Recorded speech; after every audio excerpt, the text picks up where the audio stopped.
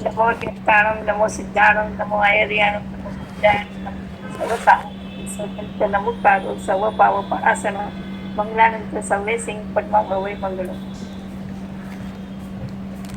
चलो आज का टॉपिक हम शुरू करेंगे। दूसरा व्याख्यान है ये है श्री वीर प्रभु का जीवन चरित्र। ग्रीष्म ऋतु का चौथा मास 8वां पक्ष यानी कि आषाढ़ महीने का शुक्ल पक्ष। देखिए ये इसी एक लाइन में ही बहुत बड़ी बात पंचांग या गणित के मामले में आ रही है। वो है ग्रीष्म ऋतु। 3 ऋतु बताई है वर्ष की परमात्मा ने। 3 ऋतु, वर्षा ऋतु, फिर जो मेन ऋतु है वो नहीं, वर्षा ऋतु, हेमंत ऋतु और ग्रीष्म ऋतु। परमात्मा ने ये 3 ऋतु मेन बताई। उसमें से हर एक ऋतु के 4-4 महीने, हर एक ऋतु के 4 महीने। यहाँ ये बताया कि ग्रीष्म ऋतु का चौथा महीना, तो मतलब ये हो गया, ये ग्रीष्म ऋतु यहाँ खत्म हो जाएगी। हाँ, उसका चौथा महीना है और 8वां पक्ष, तो 1 महीने के 2 पक्ष हुए। हाँ, तो 1 महीने के 2 पक्ष हुए, तो ये 8वां पक्ष है। तो 2, 2, 4, 2, 6 और 7वां चला गया 8वां, मतलब ये अंतिम हुआ। अंतिम पक्ष, ग्रीष्म ऋतु का अंतिम पक्ष वो है आषाढ़ महीने का शुक्ल पक्ष। देखिए आपको ये बहुत क्लियर परमात्मा ने बता दिया, बराबर। ग्रीष्म ऋतु का चौथा महीना 8वां पक्ष यानी कि अंतिम पक्ष है आषाढ़ महीना, और उसका शुक्ल पक्ष यानी आषाढ़ सुद पूनम के दिन ग्रीष्म ऋतु भी पूरी हो गई। और अब यहाँ से वर्षा ऋतु शुरू होगी। कौन सी होगी? वर्षा ऋतु शुरू होगी। वर्षा ऋतु में सबसे पहली है प्रावृष्ट ऋतु, दूसरी वर्षा ऋतु। वर्षा ऋतु के 2 ऋतु है, उसके नाम है प्रावृष्ट और वर्षा। साल की 6 ऋतु बताई है, जैसे कि वर्षा ऋतु, फिर हेमंत ऋतु और ग्रीष्म ऋतु। ये जो तीनों अलग अलग भाग है, तीनों जैसे हम बोलते हैं ना शियाळो उनाळो चौमासु, એટલે मुख्य 3 ऋतु बताई, हर एक ऋतु के 2-2 महीने। तो ग्रीष्म ऋतु का ये जो चौथा महीना है वो उसका 8वां पक्ष आषाढ़ सुद खत्म हो जाएगा। जैसे ही श्रावण वद एकम शुरू होगा, प्रावृष्ट ऋतु शुरू हो जाएगी। समझ में आ गया? वर्षा ऋतु या प्रावृष्ट ऋतु वो शुरू हो जाएगी। अभी तो हम परमात्मा महावीर स्वामी का जीवन चरित्र पढ़ रहे हैं।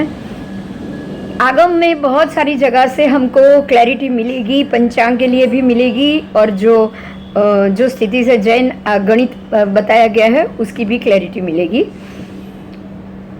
महत्व का ये मुद्दा है कि हर एक परमात्मा के 24 के 24 भगवान के सभी कल्याणक सेम टू सेम नक्षत्र और उसकी स्थिति में प्रत्येक उत्सर्पिणी अवसर्पिणी में होते हैं।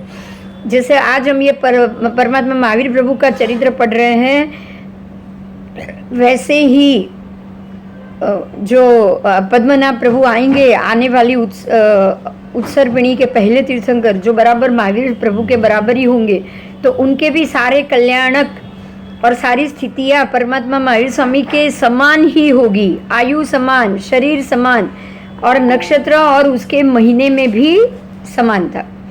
मतलब ये होगा कि चैत्र सुद 13 को ही पद्मनाभ प्रभु भी जन्म लेंगे, बराबर। और जो उनकी जो दूसरी जो तिथि में उनका च्यवन होगा, तो वो भी जो वीर प्रभु का होगा वही च्यवन नक्षत्र महीना इनका भी होगा। तो इस प्रकार से आगम से अगर हम ऋतु और तिथियों का गणित करेंगे तो इससे बढ़िया कुछ नहीं होगा, ये हमको समझना है। अगर हम आगम के हिसाब से ऋतु और गणित का, तिथि का, नक्षत्र का गणित करेंगे ना, तो कभी भी किसी भी उत्सर्पिणी अवसर्पिणी में ये बदलता नहीं है। इसीलिए ये बहुत काम की चीज़ होगी। तो इसी मुद्दे पे हम आगे जाएंगे।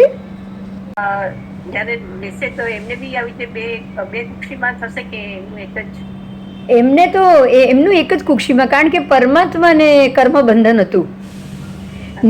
નીચ ગોત્ર કર્મ માત્ર મહાવીર પ્રભુ નતું, બધાને નહીં। અને એ અચ્છેરું હતું ને? હા હા હા, અચ્છેરું તો એક જ વાર થયું, પહેલી વાર થયું એટલે અચ્છેરું કહેવાયું. એટલે એનો અર્થ એ કે કોઈ પણ ઉત્સર્પિણી અવસર્પિણીમાં 24માં ભગવાન વખતે આવું થયું નથી. એટલે આ પદ્મનાભ સ્વામીને પણ એવું નહીં થાય. જે કર્મબંધન હશે એ નહીં થાય. બાકી બધું 54 નક્ષત્રો સેમ, આયુષ્ય સેમ, કાયા એક સમાન, બધું એક સમાન, સમય एक समान.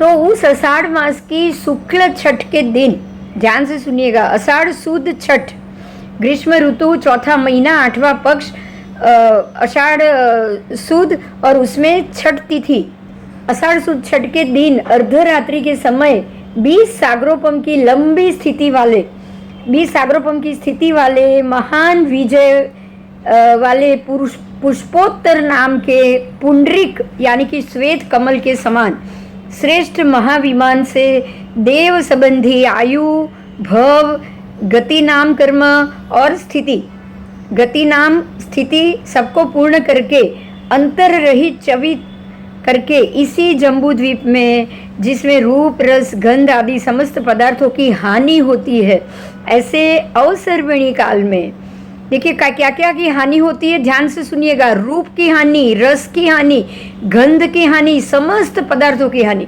अब रूप रस गंध तो पुद्गल हमारा शरीर हो गया कि नहीं? हाँ ये सब हमने बहुत अच्छे से पढ़ा है. रूप की हानि मतलब कि पुद्गल शरीर की हानि, रस की हानि यानी कि अलग अलग उसकी जो शरीर की जो शक्तियां हैं उसकी भी हानि, और गंधादि समस्त पदार्थों की हानि. ऐसे अवसर्पिणी काल में सुषम सुषमा नाम के 4 कोटाकोटी सागरोपम प्रमाण वाले समय में, 4 कोटाकोटी सागरोपम प्रमाण वाले पहले आरे में, पहला आरा बीत जाने पे, सुषम नामक 3 सागरोपम प्रमाण वाला दूसरा आरा बीत जाने पे, सुषम सुषमा नामक 2 कोड़ाकोड़ी सागरोपम प्रमाण वाला तीसरा आरा भी बीत गया, और दूषम सुषमा नाम का चौथा आरा, उसका बहुत सारा समय व्यतीत हो चुका है और कुछ ही समय शेष बाकी है. वो समय की बात है 42,000 कम 1 कोड़ाकोड़ी सागरोपम जितनी चौथे आरे की स्थिति. ध्यान से सुनिएगा, 42,000 वर्ष कम ऐसे 1 कोड़ाकोड़ी प्रमाण सागरोपम प्रमाण चौथे आरे की ये स्थिति, और उसमें से चौथे आरे के 75 वर्ष और 8.5 महीने बाकी रहने पे, मात्र 75 वर्ष और 8.5 महीना ही बाकी है, तो चौथे आरे का अंतिम काल आ गया, एकदम अंतिम पड़ाव आ गया. हाँ, ऐसे आरे में इतने महीने 75 वर्ष और 8.5 महीने शेष रहने पे श्री वीर प्रभु का अवतार हुआ है. 72 वर्ष की प्रभु की आयु थी, इसीलिए वीर प्रभु के निर्वाण के बाद 3 वर्ष और 8.5 महीने व्यतीत हो जाने के बाद चौथे आरे की समाप्ति हो गई. तो इस तरह से जो पहले के 42,000 वर्ष कहे हैं वे 21,000 के 2 प्रमाण वाले 5वां आरा और 6ठा आरा संबंधी समझना चाहिए. बराबर समझ में आ गया इतना? हाँ, तो अब 8.5 महीने और 3 वर्ष, उतना समय परमात्मा का निर्वाण के बाद का चौथे आरे का बाकी रहा था. बराबर 3.5 वर्ष, बराबर 3 वर्ष और 8.5 महीने के बाद 5वां आरा शुरू हो गया. आओ अब प्रभु देवानंदा ब्राह्मणी की कुक्षी में आना, प्रभु का और 14 सपनों का माता के द्वारा देखना. काश्यप गोत्रीय 21 तीर्थंकर इक्ष्वाकु कुल में उत्पन्न हुए और गौतम गोत्रीय 20वें श्री मुनि सूरज स्वामी तथा 22वें श्री नेमनाथ भगवान, ये 2 तीर्थंकर हरिवंश कुल में उत्पन्न हुए. देखिए फिर से बोल रही हूँ, काश्यप गोत्रीय तीर्थंकर इक्ष्वाकु कुल में उत्पन्न हुए थे. काश्यप गोत्रीय जो तीर्थंकर होते हैं, ऐसे 21 तीर्थंकर, 1-2 नहीं, कितने? 21 तीर्थंकर काश्यप गोत्रीय है, और गौतम गोत्रीय 20वें तीर्थंकर प्रभु मुनि सूरज स्वामी गौतम गोत्रीय है. तथा 22वें नेमनाथ भगवान भी गौतम गोत्रीय है। बराबर, तो 23 तीर्थंकर हो गए। ये 23 होने के बाद परमात्मा महावीर स्वामी उत्पन्न हुए।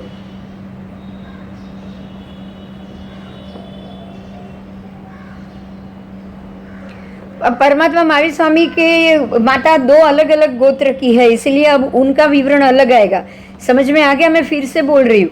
काश्यप गोत्रीय तीर्थंकर परमात्मा इक्ष्वाकु कुल में काश्यप गोत्रीय उत्पन्न हुए हैं, तो आदिनाथ भगवान से लेके आपको 22 तीर्थंकर परमात्मा 21 तीर्थंकर परमात्मा एक ही कुल में हुए हैं, वो है इक्ष्वाकु कुल और काश्यप गोत्र।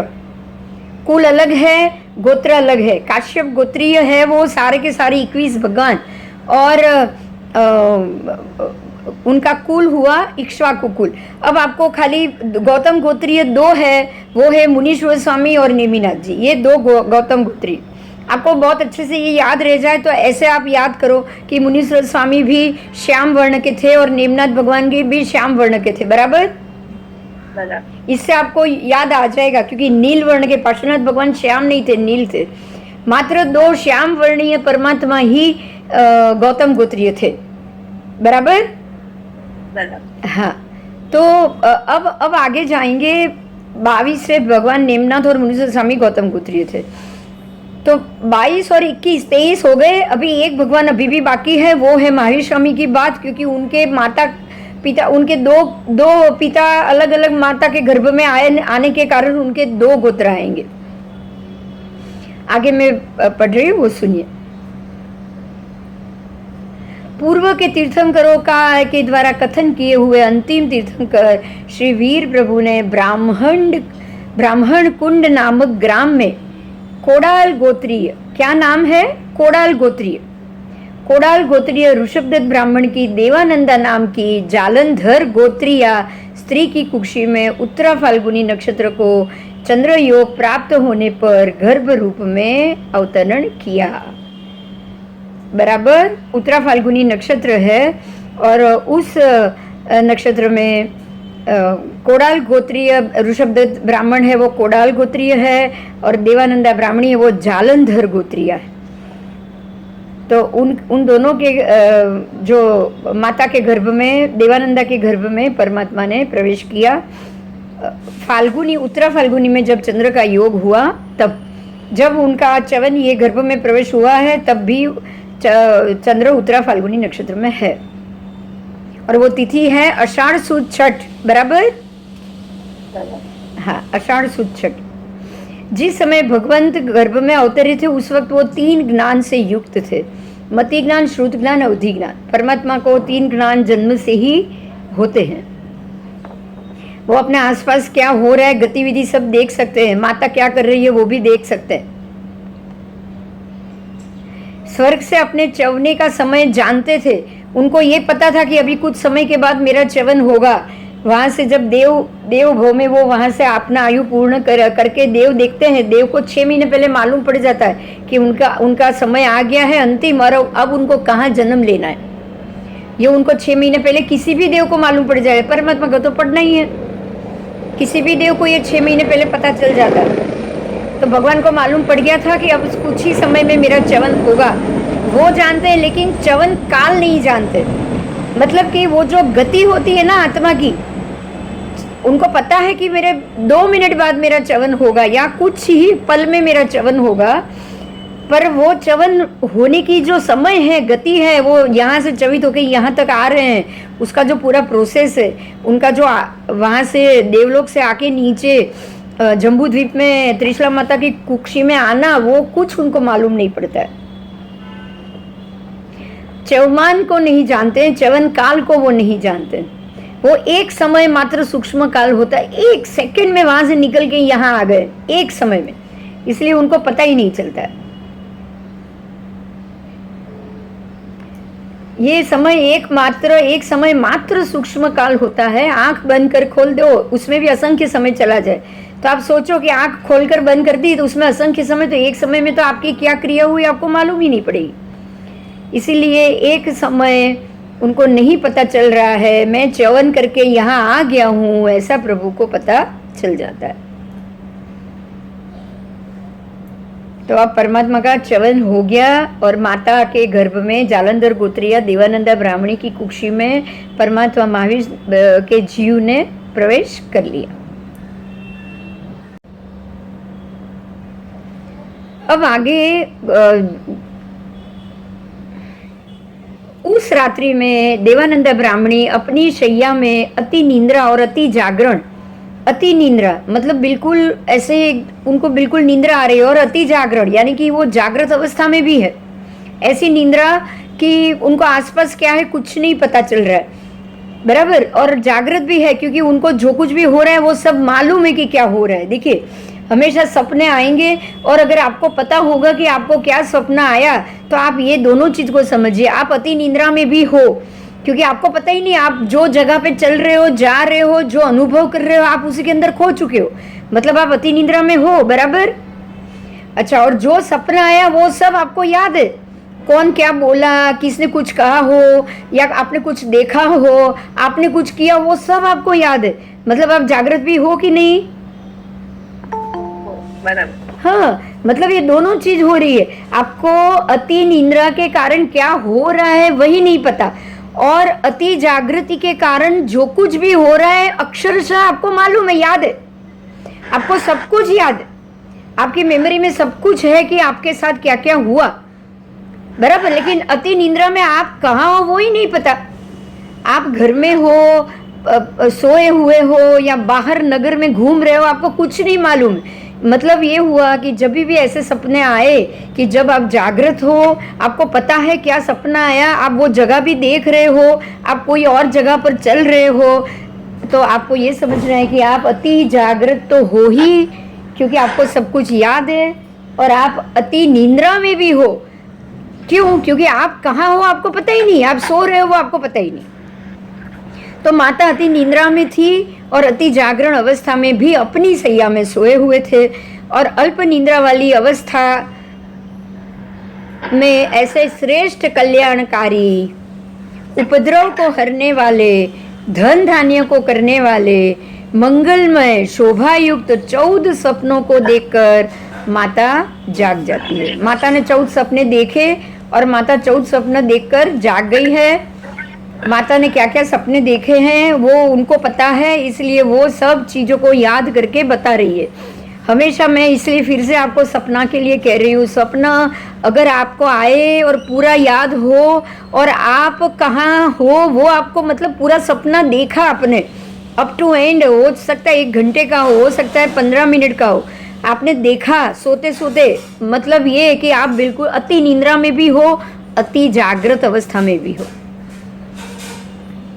आगे जाएंगे। उन सपनों का गयवसह यानी कि विस्तार पूर्वक, गयवसह का अर्थ है विस्तार पूर्वक। यहाँ पे उतना हमको विषय समझ लेना चाहिए कि जो तीर्थंकर का जीव स्वर्ग से आता है उसकी माता उसके गर्भ में आने पर विमान जरूर देखती है। ये एक अलग बात है, इसलिए अलग से बताया है। और जो जीव नरक से निकलकर तीर्थंकर होता है उसकी माता उसके गर्भ में आने पर स्वप्न में सुंदर भवन और मकान देखती है। देखिए अभी थोड़ी देर पहले अमिता जी आपने प्रश्न किया था कि क्या उनको भी ऐसे 2 माता का योग होगा पद्मनाभ प्रभु को।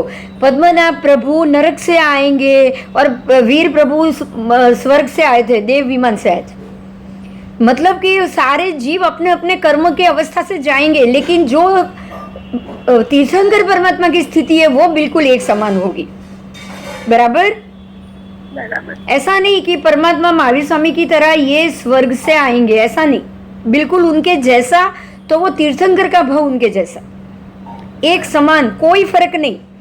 72 वर्ष की आयु, 30 वर्ष की उम्र में दीक्षा, उसके बाद 16 वर्ष के का उनका दीक्षा पर्याय और अरे दीक्षा पर्याय तो ज़्यादा था ना, 12.5 वर्ष का दीक्षा पर्याय और 16 वर्ष का केवली पर्याय। ये बिल्कुल ऐसे ही होगा जैसा प्रभु महावीर का था, लेकिन कर्म से जो जो उनके साथ हुआ था वो सब चीज़ नहीं होगी। गौशाले का व्यवहार या फिर हम ये कहेंगे वो सर्वानुभूति उनका व्यवहार, रेवती श्राविका का जो व्यवहार था और ये सब चीज़ नहीं होगी। मात्र परमात्मा कि बाकी की स्थिति है 5 कल्याणक या उनकी आयु, ये सब एक समान होगा और बाहर का काल एक समान होगा।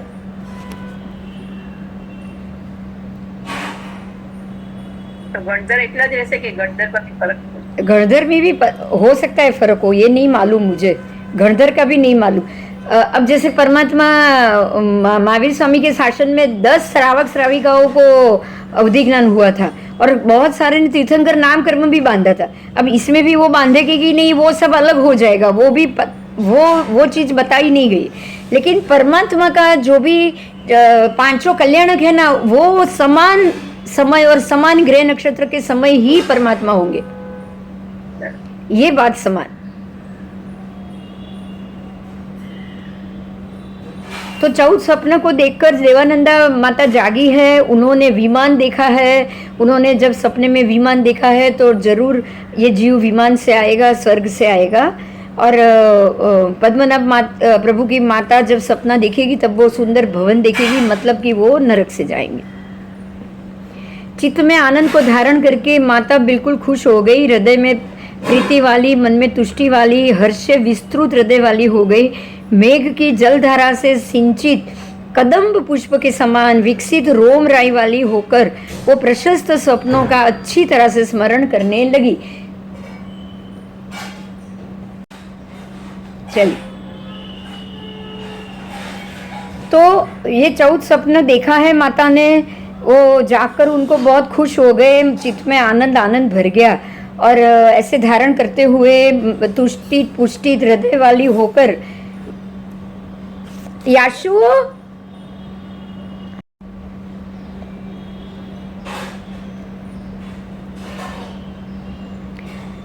माता ने स्वप्न देखकर जाग गए, उनको पूरा याद है। यही हमको बहुत अच्छे से समझना है, क्योंकि ऐसी स्थिति में से हम भी निकलते हैं। हमको सपने कभी कभी पीछे का ही थोड़ा याद रहता है, पता है, याद करना पड़ता है, आगे क्या हुआ चला गया याद नहीं है, होता है ना कभी कभी ऐसा सपने आते हैं तब।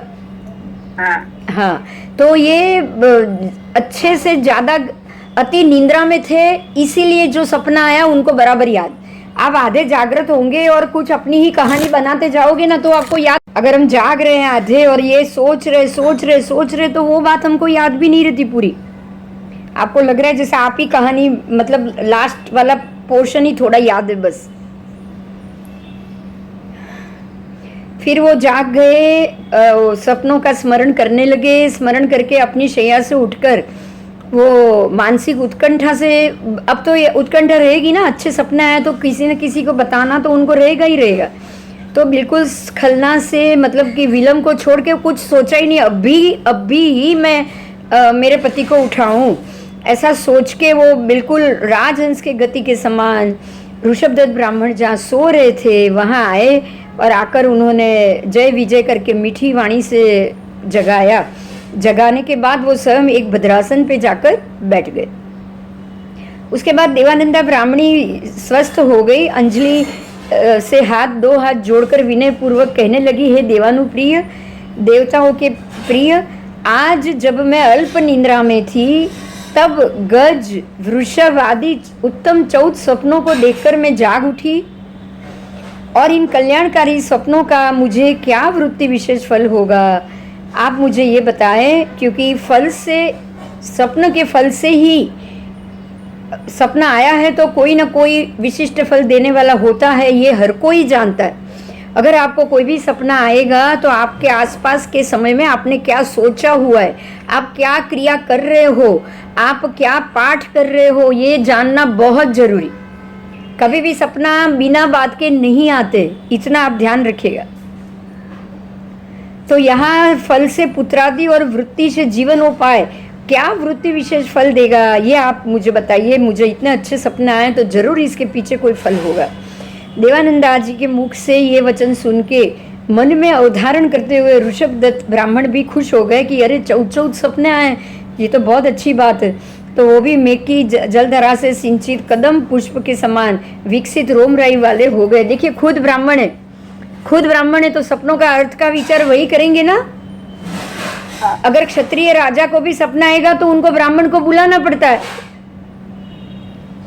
बुलाते हैं ना ब्राह्मण को कि भाई आओ और बताओ कि शास्त्र में क्या लिखा है। ये तो खुद ब्राह्मण है, इनको तो किसी को बताने की भी जरूरत नहीं थी, राइट।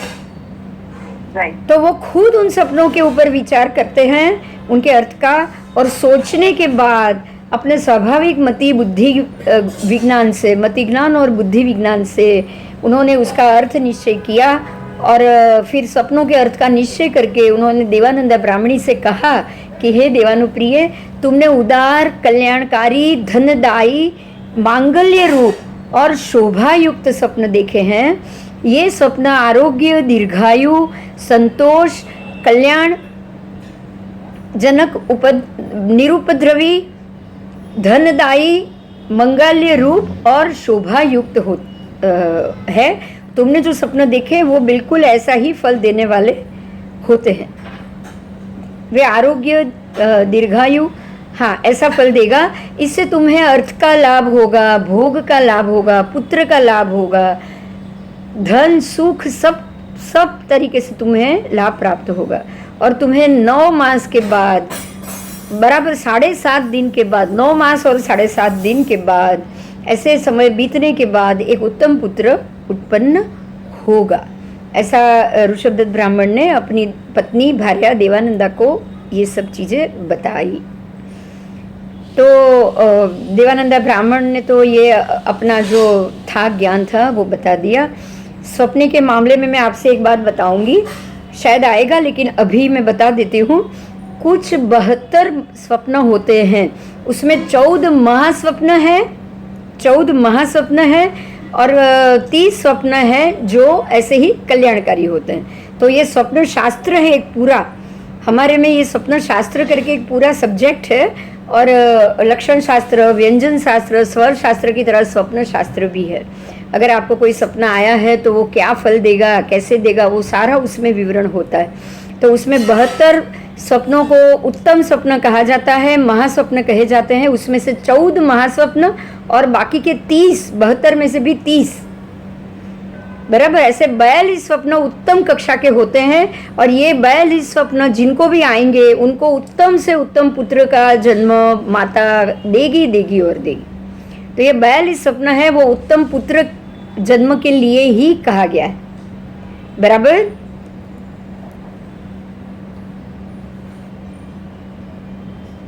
आओ आगे। अब कल्पसूत्र में इसी रिलेटेड लक्षण, व्यंजन और हस्तरेखा आदि के स्वरूप का वर्णन बताया है, वो हम जानेंगे ही जानेंगे। वो पुत्र कैसे होगा, उत्तम, ये पुत्र उत्तम होगा, कोमल हाथ और पैर वाला होगा, पंचेंद्रिय उसकी परिपूर्ण होगी और वो सुंदर शरीर वाला होगा। उसके व्यंजन, लक्षण आदि, शरीर, उसका शरीर प्रशस्त लक्षणों से युक्त होगा। देखिए 14 महास्वप्न आ गए तो या तो ये तीर्थंकर परमात्मा होगा या फिर ये चक्रवर्ती होगा, उससे नीचे नहीं होता है। 14 महास्वप्न मात्र चक्रवर्ती और तीर्थंकर परमात्मा को ही, उसकी माता ही देखती, इसलिए उसको महास्वप्न कहा गया है। अब 14 में से अगर 7 महास्वप्न आए तो वो बलदेव की माता होगी। ऐसे ऐसे आगे आगे आगे आगे वासुदेव, बलदेव शास्त्र में पाठ आएगा, उस हिसाब से हम जाएंगे। लेकिन 14 महास्वप्न मात्र तीर्थंकर की माता और चक्रवर्ती की माता ही देख सकती है, बाकी कोई नहीं।